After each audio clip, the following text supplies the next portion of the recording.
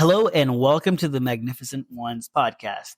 I'm your host, Anita Oakley, and tonight I have a very special guest, my little brother, Devin, and he is here for the first episode of the 2025 brand new year that is before us.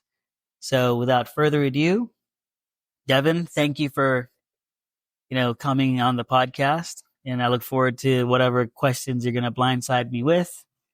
So just for the record, I don't know what the questions are. I haven't seen the questions. So it's my little brother, so we'll see what he decides to ask. So why don't you tell everyone a little bit about yourself, Devin? Okay. Hello. My name is Devin Harvey. Right now I'm a second year at Florida Agriculture and Mechanical University. Or, actually at FAM, they have like a greeting. I'll just use that. Hello and greetings. I am Devin DeCarli Harvey, a second year construction engineering technologies major at Florida Agriculture and Mechanical University by way of Orlando, Florida, from McCoy High School. It's nice to meet you. A little bit about myself.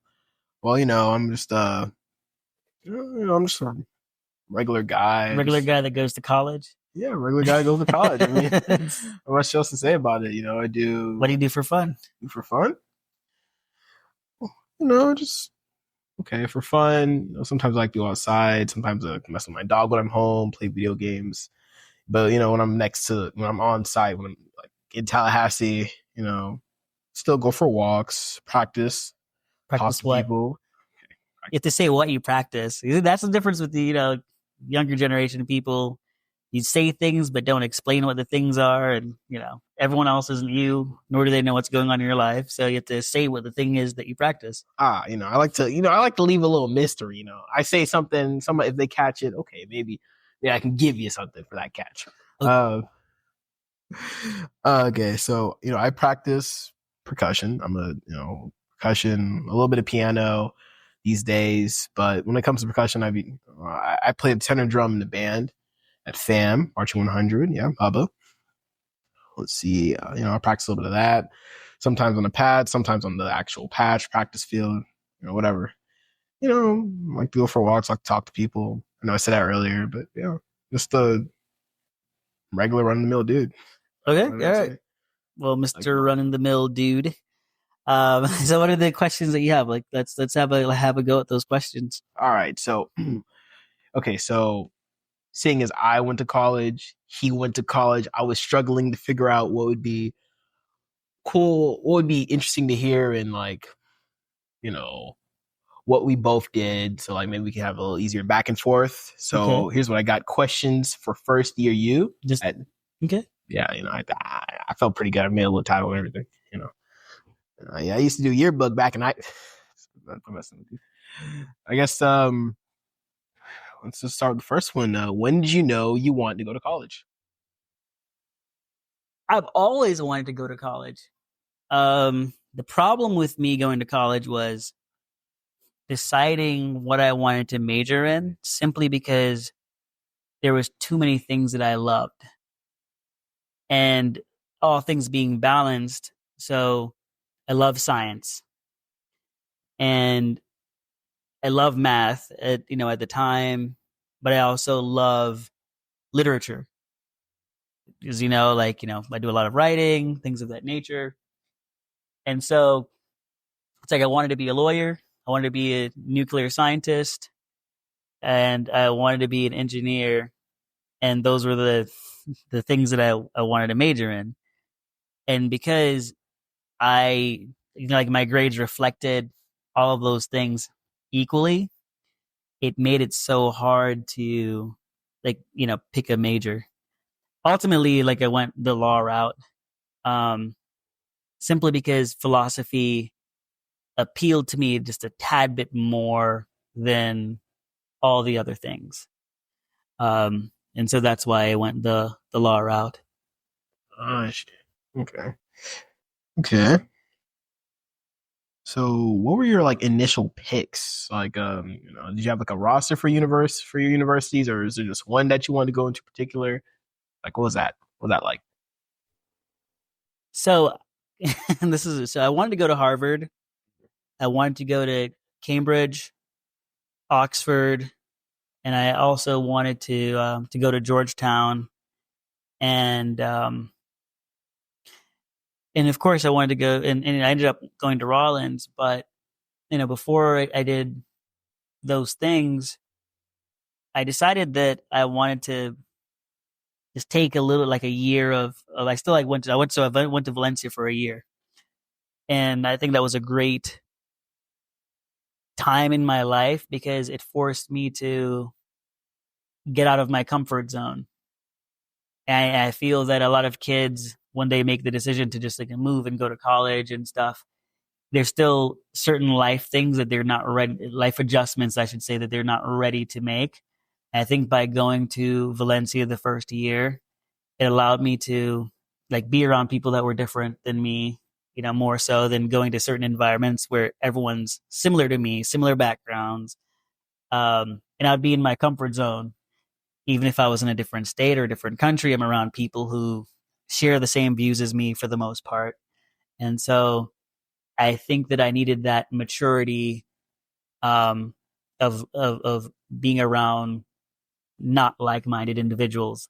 I think that actually catapulted my development, you know, um, and fast tracked me in different avenues in life because of the fact that I had a clash of ideals with other people, and learning to resolve resolve certain conflicts in an educated manner. And it made me even more sarcastic and stuff, and I got to work on my wit a lot. So yeah, I mean, it was fun. It was definitely a fun time. I didn't realize that I was such a savage when it came to just eviscerating people verbally. Answering people verbally. Yeah. I feel you. Yeah, okay. So you start at Valencia and then you decide to go to Rollins after your first year. Okay. Mm-hmm. Pretty interesting. Pretty interesting. Keeping in lines with what you asked me earlier about like, oh, what do you like to do for fun? I have a question for you. What did you like to do for fun, or what was your social life like back when you were, attending university? Uh, my social life was a life of extremes. Okay. Like it's like I was basically all work and no play. I think that's the one aspect of my college experience that if I could do over, I would. I think I took college a little too seriously. A little too seriously. Wow. Yeah, I think I was. I think when when you're a student and certain things come very easy to you. Like I didn't really study for the most part, um, ever really. The problem with going to like say Rollins, I shouldn't say a problem. It was that the workload, even if you didn't need to study, the workload and not alone by itself in some of the classes was so much that like you needed to basically not necessarily have a job to get it done. Mm. So I forgot how many. I think for every credit hours, it was like 6 hours that needed to be devoted to that particular class. So if something was like 4 credit hours, that's 24 hours per class per week, essentially. So I think that's how the mathematical formula that they had for the school at the time. So I did internships. I worked full time. And so there were days where like I would literally, and to organize my life, I think organization is very important. The reason why I was able to be successful was because my life was organized. And so even though I had a very hectic work schedule, I shouldn't say hectic. It was not. It was just packed. I packed my classes into 2 days, and so I'd be there that was those days. 2 days were my day off, and I'd be at school from 7 o'clock in the morning to sometimes 2 o'clock in the morning the next day, and then I would go to work that following day. Then I would take a nap after work, and I worked full time doing the internship, went to school full time, and so social life wasn't really like there. Like I had friends that I made time for, but in terms of having a full social life, that wasn't in the mix. Because if I did do some social events, that was the at the expense of just not sleeping, which I did do on occasion. But overall, though, I definitely need to work on my social life. Mm, Yeah. yeah. Think you found that like balance out after university or like? I think after university, honestly, no. Mm, Yeah, I think that I'm working towards balance because the worst part about after university was that because I was so accustomed to having so much to do, after university, I felt like even though I'm working, I just didn't have as much to do. So it's like even if I went to the gym and even if I was writing as a hobby or anything like that, it was just I just had too much time in my on my hands. It just felt that way. So I felt like I had like regular people have 24 hours in a day, and I felt like I had 40 hour 8 hours in a day because of how hectic, I should say how packed my every waking moment was. And so now, even when I have, now I have kids, I still don't feel like burnout or anything like that because I've just always had so much to do that my kid goes to sleep and immediately I feel like, oh, I have more hours in a day. Like I have time to do things. And so I would just create and, focus on art or music or writing or something like that. So if that answers your question. mm, that it does. That it does. Okay, so okay, I'm glad that you found some semblance in that like balance. It's pretty good. It's pretty good stuff. Okay, let me see what else we got here. I don't even know why I said like that. You see, the thing is, when I was writing this down, Mm-hmm. I learned I was like numbering it, and then I figured out like some of these would be like better suited ahead of them, ahead of you like ahead of I mean, another they're one, your but questions. You can ask them in whatever whatever order you deem whatever. necessary. I know, but it's like okay, but like they have numbers on them, so you naturally want to follow the order, but it's whatever. So, mm. So actually, what's your major? I don't think I asked that one yet. So, what's your major? International affairs Hmm. and political science. Gotcha. Okay, okay, okay. All right. Do you see what we got here? Hmm. And now it's all said and done, like, do you like that major? Do you think that was the right degree path? Like, what are your thoughts on that? Well, not degree path. I think I definitely made the right degree path. One of the things that a lot of people don't understand when selecting a degree, it doesn't and for my generation, your college degree doesn't really matter, right? I'd say 30 years ago, 20 years ago, maybe. Your college degree is just to show that you can show up somewhere, and you're reasonably good at, taking instructions and thinking on your own, and you're relatively balanced. But a lot of people, the things that they major in is not the career that field that they actually end up in working in. So I think that's something that's beautiful about this generation. And so I still feel that even though I'm not working in that field, I made the best choice. And I say that because if you look at politics today in American history, um, politics is such a divisive topic, with very, very polarizing views on both sides. And I think for me personally, I wouldn't want to deal with the political field from for the last 10 years, regardless of which party you're for, the chaos of the political landscape. I don't think that's the environment that I would have wanted um, to be my origin story for entering into a career field. Mm, So I had certain stresses that I don't have to worry about. So I'm happy with my career choice. okay, great. Glad to hear it. Actually, let's see. Huh. Actually, originally, I don't want to. I guess it was kind of similar for me when it came to like figuring out like a major. Well, at least I'm happy with my decision. Like, well, I'm still in the thick of it, right? Mm-hmm. Thick of it. And this is actually my first year being a CET major. My first year of college, I was a chemistry major, Mm-hmm. and with that decision, it was kind of interesting. I had two science courses. Like, I knew I wanted to be a scientist. Like, that's what I was telling myself.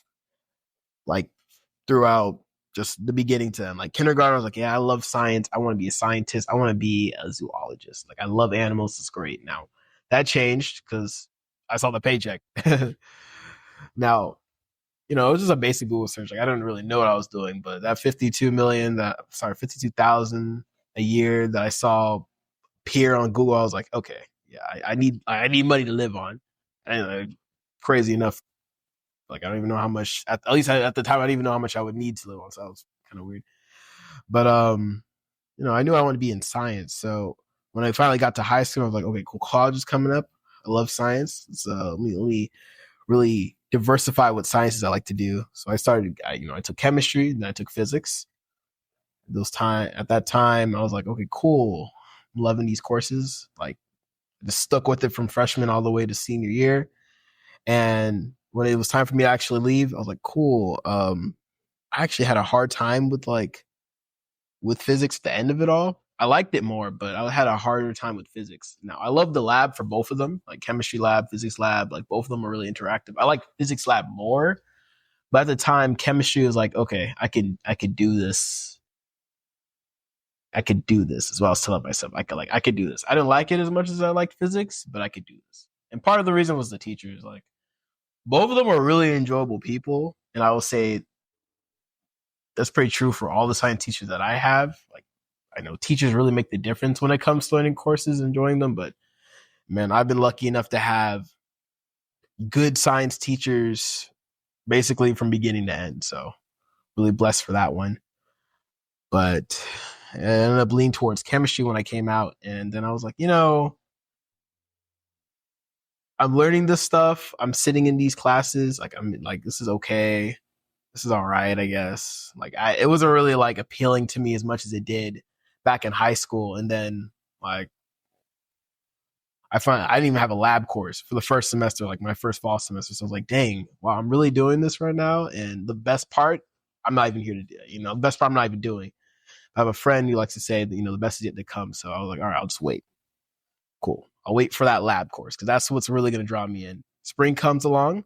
I finally get the lab course. This is great. I got the lab coat. I got the goggles, fresh from the bookstore. I was feeling great. I was clad in white. Show up to class, do actually really well in the lab, do fine. I got really good partners. They were fun to talk to. It was cool. It was a vibe. I enjoyed it. But then I asked myself, do I want to do this for the foreseeable future? Like, this is like, do I like chemistry like that? Do I really like it? It was cool. The lab was fun. But I couldn't really see myself doing that day to day. And I know, like, obviously it could change when you get older or like whatever. And I was talking to people who are further along the degree path and like, yeah, there's other things you can do in chemistry. There's like a lot of things. It's a really expansive field. But and then it was like, the way I saw it was I'm either going to be doing a lot of paperwork or I'm going to be doing a lot of in the lab stuff. And honestly, this lab stuff isn't like all it's cracked out to be, at least for me. Like I didn't really enjoy it enough to be like, this is what I'm going to do. But at the time I was working with my uncle throughout that whole year. So I was like, okay, cool. I'll just, I'm enjoying this. Like I'm helping him build stuff. I'm helping him like fix things around his house. Like this is really interesting. Like he was a really hands-on guy, and I was like learning all these hands-on like skills, like all these. It was really putting me in the trade of construction. So I was like, okay, this is cool. I mean, from anywhere from tile to just like building a wall, putting it up a 2x4, and he was a pretty eccentric dude. He kind of hit the general vibe of my old science teachers. So I was like, okay, this is something I can do. This is something I like. I'm learning from him. This is cool. So you know what? Let me change it up. I became a construction engineering technology majors, which is more along, engineering as the name implies, but it definitely feels good. Feels good. Yeah, but as for your next question, I was gonna ask, what did you do with your downtime? But sounds like you didn't have very much. I mean, here's the thing. Years ago, I was working on this major project, and the project had to deal with was like psychology of business, right? Yeah. And so there's a portion of my research that was talking about the concept of found time. And so found time, so everyone has the same 24 hours in a day. And whether you know, you're a kid in college, high school, middle school, or, you're a person that's deep into their career, there's pockets of time throughout everyone's day that could simply be utilized differently. And so that's what found time is all about. So you could spend your lunch break, say that you're a starving artist, or you're a person that wants to start they're fully immersed into their career field, but they want to have a side gig. But you need to do research and things of that nature. So the concept of found time would mean that during your lunch break, instead of just scrolling on your phone, watching YouTube videos, or just being on social media, you'd use your lunch break to do research. If it's 30 minutes or an hour, so you'd utilize that free time, block of time, for something productive. Gotcha. So for me, for downtime, I honestly did a lot of writing and research. I think that's literally what and because research is fun for me, and analytics is, fun for me and how my brain operates. I never, like, research is never felt like research. Mm. So it's just the thing that I love to do, I guess. Um, so I guess, like, even if I didn't have downtime, I felt like I had a lot of downtime because of just I got into the habit of loving boring things, or things that are not appealing to other people. That's really powerful. Yeah. So I think that's where, like, my love of like philosophy came in handy. Um, because I love mathematics, and I remember years ago, I'm not getting off topic or anything, but years ago, I was taught that, math was a language, and the older I become, the more and more I see the reality of those words, that math is truly a language. Like when it talks about finances, it's a language because not everyone understands finances. Some people do and some people don't. That's why we have accountants.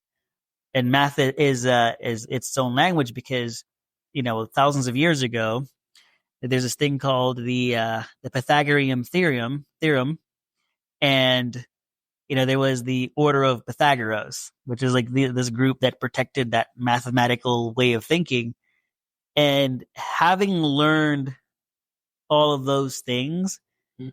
that are boring, and having, my energy and my time devoted to things of like nature and research, and they're like a wide variety of things, but they're the same thing but in different forms. I've learned that even when I'm working, sometimes it doesn't feel like I'm working because it's just things that I love to do for the most part, you know?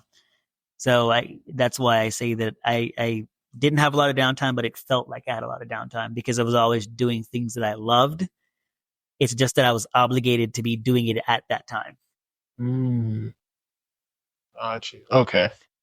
So you're working in your downtime, but the work that you're doing in your downtime didn't really feel like work. Yeah. Gotcha. Okay. Like, if I say that I was doing a workshop or something, or say that I was doing an internship, sure, I am obligated to be doing the internship, but the internship, I would be learning so much that I didn't really feel like I was doing an internship.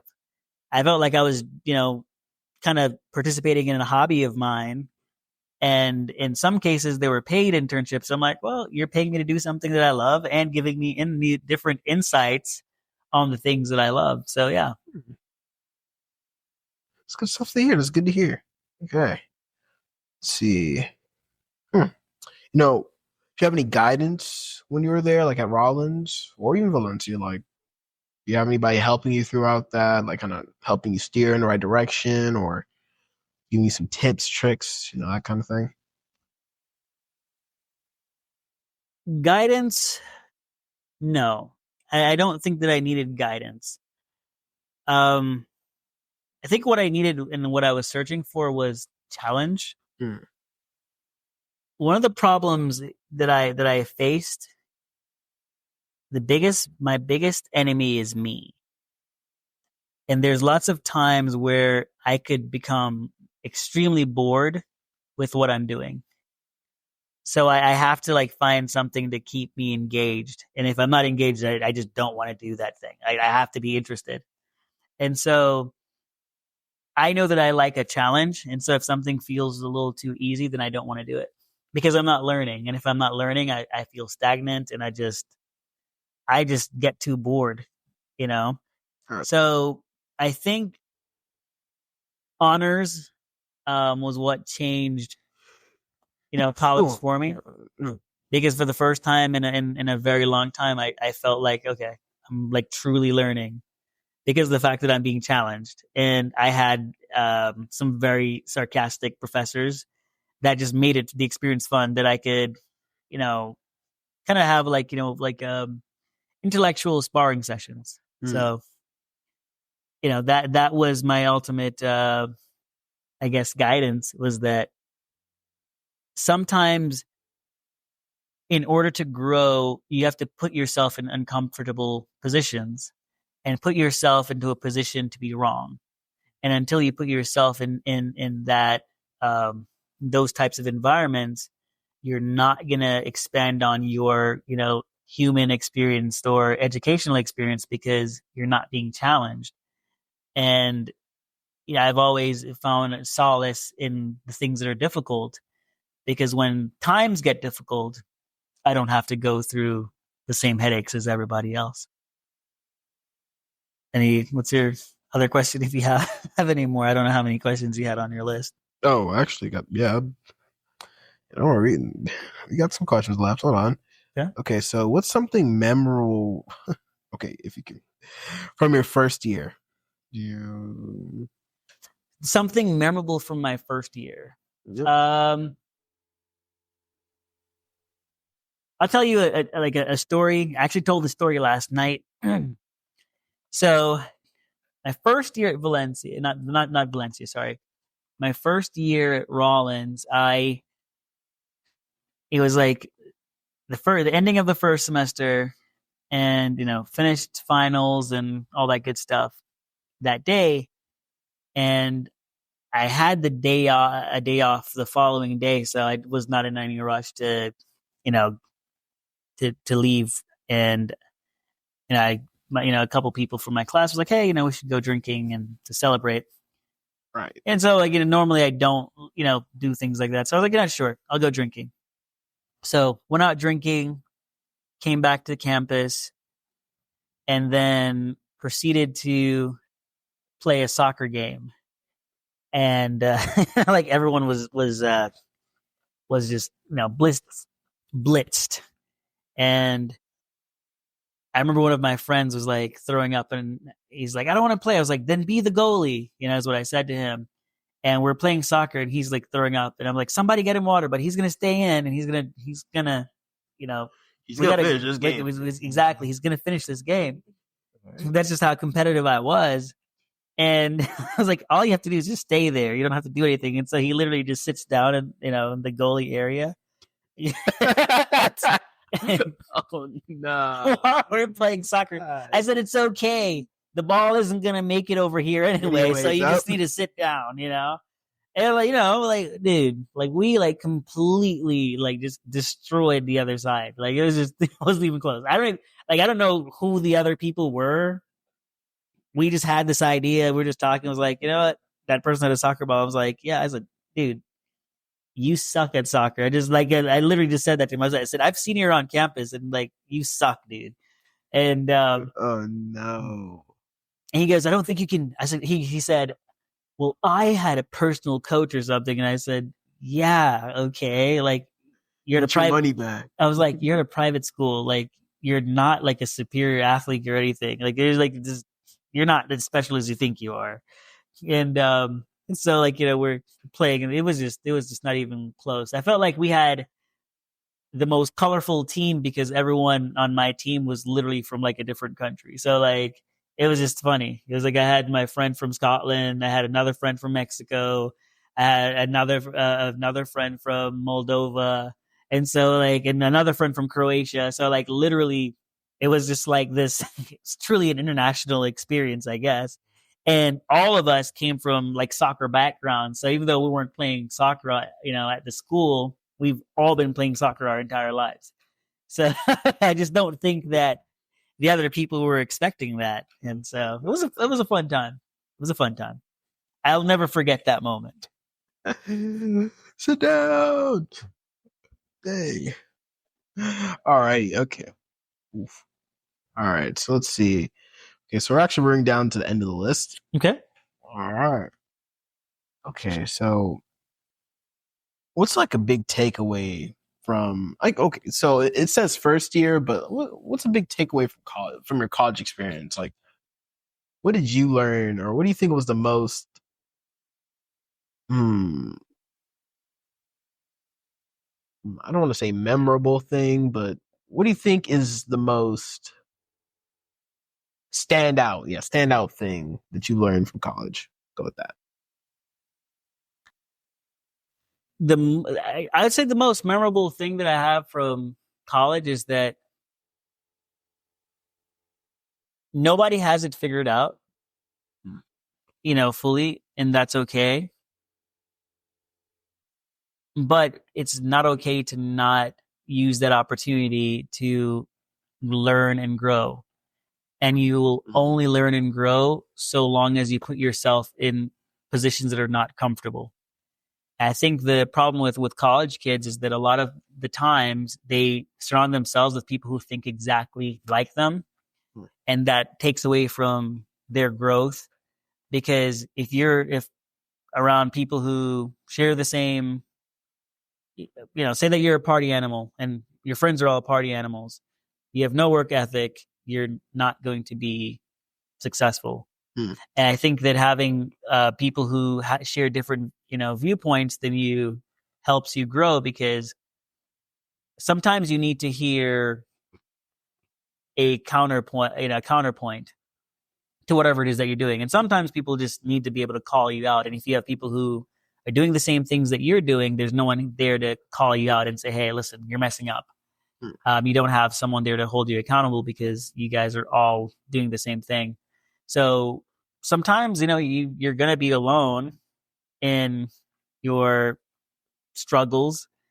And that's okay. It's better to be alone than to be around a bunch of people who are not going to help you grow and become a better version of yourself.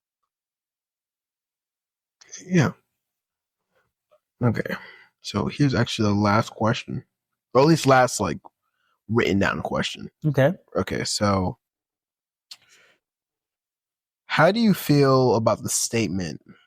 It's just a piece of paper in terms of like your diploma. Like, I don't know if you heard like, It is just a piece of paper to me. is this a piece of paper? Here? Yeah. I don't put any value on my diploma. I've looked at my diploma once since I've received it. Only once. I don't even have my diploma hanging up anywhere. And it's because it's just a piece of paper. Because it is. People, if you live your life thinking that it's more than a piece of paper, then I think that you missed the whole point. And I don't even, most of the time, like I don't tell people like where I went to school or if I graduated from school. I think because it's not about a status thing for me or whatever. It's just, so what if I went to school and graduated? So many other people have gone to school and graduated. There's nothing special about going to college. I think that if that's the thing that you're focused on, then you think you still have some time that you need to spend growing, because that's not the end all be all. There's so many other things that you should be doing aside from just focusing on that one thing you accomplished in life. And that it may mean a lot to you, but again, that's the start of a new journey or a new chapter. It's not something that's life changing in the sense of it's at making an impact on the world. And so for me, it's just a piece of paper. And my view on that could be wrong, but I don't think it is. I think that a lot of people talk about the things that they've accomplished or whatever, but it's just something that you've accomplished. It's so much more when that your day-to-day actions, it's what you do with your time that matters, because you could be a plumber and make a lot of money. You could go to college, you could go to Harvard, you could go to Cambridge and still end up being deadbeat. And you have a college degree, right? So, I mean, the fact is that a person that is just alive and just doing what they love is just as significant as a person that, went to college and not doing what they loved. So it's not the paper that makes people good. It's what their actions that make them good. And I don't think that our accomplishments, make us any more significant than other people. So I'd rather people know me, the person, than know any of my accomplishments, and then treat me a certain way because they think I'm going to be a certain way because of my accomplishments. So one of the things I tell the people when we're first meeting each other, I say I'm just some guy, that's it, just some dude, that's it. I just try to simplify myself as much as possible, because so many other people have accomplished more than I've accomplished, and so many people are doing things that truly matter, and I don't. And what I do matters. It's just that at the end of the day, a piece of paper does not make you any more meaningful than any other human being, because it's just a piece of paper. Word. Okay, yeah. Okay, that was my little that was my list. Okay.